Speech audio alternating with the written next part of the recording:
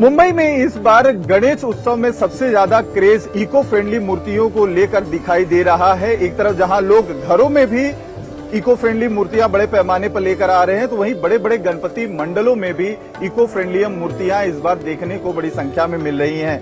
हम इस समय मुंबई के एल्फिंस्टन राजा गणपति मंडल में मौजूद हैं, जहां पर आप इस समय जो बप्पा की मूर्ति देख रहे हैं, ये करीबन 18 फीट ऊंची बप्पा की पूरी तरीके से पेपर से बनाई गई इको फ्रेंडली मूर्ति है। जो आप दृश्य देख रहे हैं वो भगवान कृष्ण में अवतारित गणपति की मूर्ति है, जो उनकी कहानी में नाग, जो कालिया नाग था, शेषनाग, जिसके ऊपर उन्होंने नृत्य किया था, उस पोज में बप्पा को दिखाया गया है। उस सीन को क्रिएट करने की यहाँ पर बेहद खूबसूरत तरीके से कोशिश की गई है। और यहाँ पे जो मैसेज आप नीचे की तरफ देख रहे हैं, जो लिखे हुए हैं, इसमें सबसे ज्यादा मैसेज मराठी के जरिए ये देने की कोशिश की जा रही है कि पर्यावरण को बचाने की जिम्मेदारी हम लोगों पर है। पॉलिथीन का जो इस्तेमाल बड़े पैमाने पर इस समय देश में हो रहा है, उस पर पूरी तरीके से पाबंदी लगानी चाहिए, क्योंकि पर्यावरण को बचाने की जिम्मेदारी हर एक नागरिक की बनती है। ऐसे में इको फ्रेंडली आप बने, पेपर बैग का इस्तेमाल करें या ऐसी चीजों का इस्तेमाल करें जिससे पर्यावरण को नुकसान न हो। और यहाँ पर आप देखें, इको फ्रेंडली गणपति का एक स्टिकर भी लगाया गया है, जिससे जिनको समझना हो वो अच्छे तरीके से समझ सके, और बेहद ही खूबसूरत तरीके से इसे क्रिएट किया गया। आप अगर आसपास की पेंटिंग भी अगर आप देखें तो गांव का लुक देने की कोशिश की गई है, क्योंकि ये कहानी कहीं ना कहीं कृष्ण भगवान के अवतार से दिखाने की कोशिश की गई है। गोकुल वृंदावन का एक सीन क्रिएट करने की, एक लोकेशन क्रिएट करने की बेहद खूबसूरत कोशिश यहाँ पर की गई है। हमारे साथ यहाँ पर मंडल के लोग भी जुड़े हुए हैं, उनसे भी बात करते हैं। सर, आप यहाँ पर आ जाइए जरा। सर, आप पहले तो अपना नाम बताएं। मेरा नाम सुधीर सोनावले। जी। अच्छा, ये जो मूर्ति है और ये जो आपकी मंडल है, इसके बारे में हमें जरा बताइए कि कौन सा ये ईयर है और क्या इसके बारे में क्या खासियतें हैं। हमारे मंडल इधर आ जाइए। हमारा मंडल स्थापन 92 में हुआ था, 1992 में। वहाँ से हम लोग ये उत्सव बहुत जोश से मनाते हैं, और लास्ट 3 साल से हम लोग ये इको फ्रेंडली का कंसेप्ट लेके आए हैं। क्योंकि अभी हम देख रहे हैं कि समुद्र में जब ये मूर्ति जाती है तो उसका डिस्पोज जल्दी नहीं होता, तो विटंबना दिखती है। तो उसके लिए हम लोग ने तय किया है कि मतलब इको फ्रेंडली अगर रखेंगे, ये कागज की मूर्ति है, तो वो जल्दी डिस्पोज हो जाएगी और अच्छी तरह हो जाएगी, तो अच्छा लगेगा। इसके लिए हम लोग ये कर रहे हैं, और उसके माध्यम से हम लोग एक अवेयरनेस का मैसेज भी दे रहे हैं कि जो प्लास्टिक है, प्लास्टिक से बहुत नुकसान होता है। मतलब जानवरों को भी होता है, लोगों को भी होता है, पर्यावरण को भी होता है। तो वो नुकसान बचाने के लिए लोगों में मतलब जो अवेयरनेस इसके लिए करने के लिए हम लोग को मैसेज भी दे दिया है कि प्लास्टिक का कम से मतलब यूज मत कीजिए, और मतलब प्लास्टिक का थैली यूज मत कीजिए, कपड़े का थैली कीजिए या पेपर का यूज कीजिए। और अच्छा, विसर्जन अगर करना होता है तो क्या आप लोग जहाँ पर इनको स्थापित किए हैं यहीं पर करते हैं कि समंदर में लेकर जाते हैं, और कितना समय लग जाता है इको फ्रेंडली पेपर का होने की वजह से डिस्पोज ऑफ होने में या विसर्जन होने में? हम लोग समुद्र में ही उसका विसर्जन करते हैं। यहाँ से हम लोग गिरगांव चौपाटी जाते हैं। अच्छा, हम लोग सुबह निकलते हैं, हम लोग शाम हो जाती है, मतलब रात हो जाती है 9 बजे तक, क्योंकि उत्सव में बहुत भीड़ भाड़ होती है।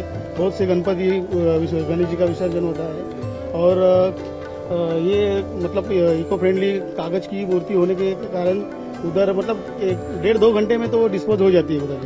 तो ये जो बप्पा की मूर्ति है, क्या आप लोग खुद यहीं पर क्रिएट करते हैं? क्योंकि ज्यादातर इको फ्रेंडली मूर्तियां हमने देखी है, चाहे घर की हो चाहे मंडलों के जो लोग लेकर बप्पा की आ रहे हैं, जहां पर उनको स्थापित किया जाता है वहीं पर उसे बनाया जाता है। तो क्या ये भी मूर्ति यहीं पर आप लोग जहां पर हैं इनको स्थापित किए हैं, यहीं पर बनाई गई है या कहीं से लेकर आए? हम पेपर काला क्रिएशन जो चिंचपोकली में है उसका, तो वहाँ पे बनाई जाती है।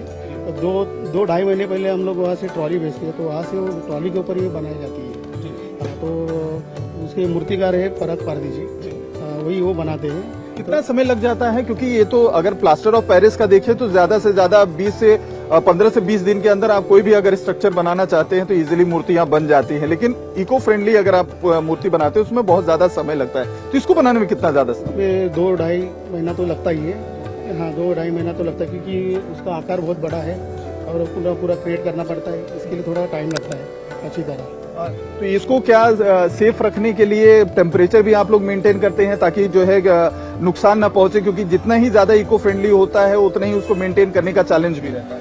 जी हमारे इसलिए हमने एसी वगैरह लगाया है, इसमें स्वच्छता रखी है क्योंकि ये वातावरण अच्छी तरह रह जाए। हाँ, और उसके लिए हमारी जो छोटी मूर्ति है उसमें प्राण प्रतिष्ठा स्थापन की है, तो उसका पूजा उधर ही हो जाती है क्योंकि वो बड़े मूर्ति को कोई नुकसान नहीं होना है।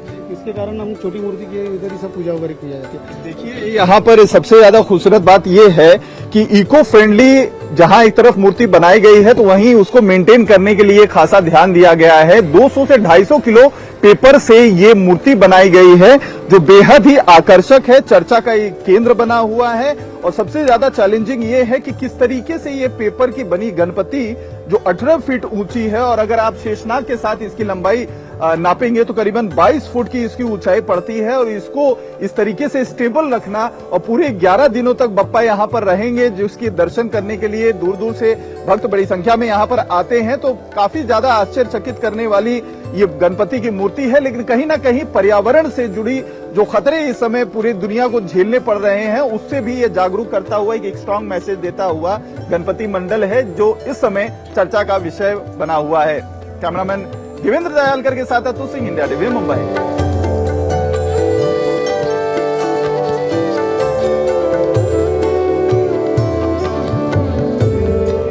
सबसे पहले तो आप ये बताइए कि ये जो बप्पा की मूर्ति है इसकी क्या खासियत है, क्योंकि दिखने में तो बहुत बड़ी लग रही है, लेकिन इसकी और क्या जो है खासियत है? ये जो मूर्ति आप जो पीछे देख रहे हो 18 फुट की इको फ्रेंडली मूर्ति है जो कागज के लगदे से बनी हुई है।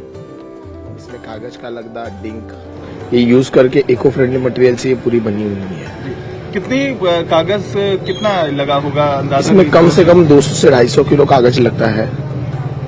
और उसी से दिन लगे इसको बनाने में? ये बना, इसका प्रिपरेशन होने में कम से कम 4 से 5 महीने जाते हैं, और ये बाद में सब जो इकट्ठा करके पूरा मूर्ति जब बनाना, स्ट्रक्चर बनाना चालू करते हैं उसमें कम से कम 2 से 3 महीना लग जाता है।